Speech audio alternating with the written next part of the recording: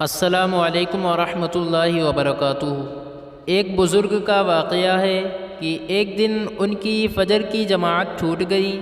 جب وہ مسجد کے دروازے پر پہنچے تو دیکھا جماعت ختم ہو چکی ہے۔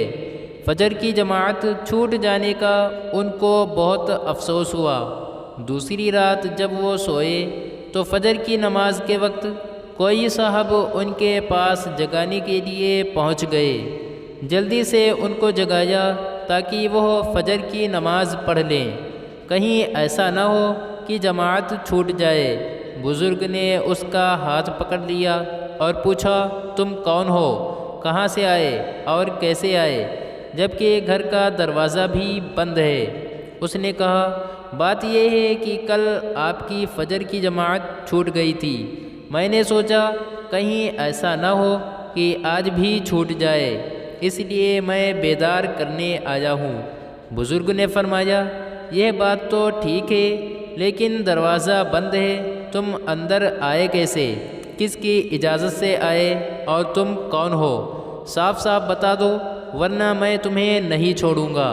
اس نے کہا، میں شیطان ہوں اور آپ کو جگانے آیا ہوں۔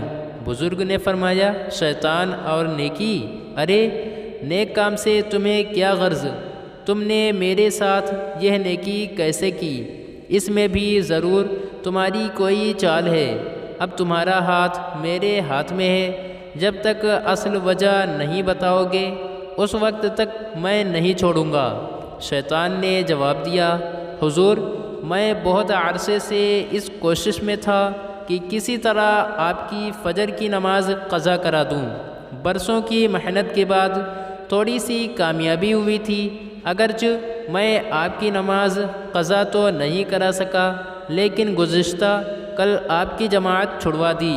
اس وقت میں بہت خوش ہوا کہ چلو ایک قدم تو آگے بڑھا، آج جماعت نکلی، کل نماز بھی قضا ہو جائے گی۔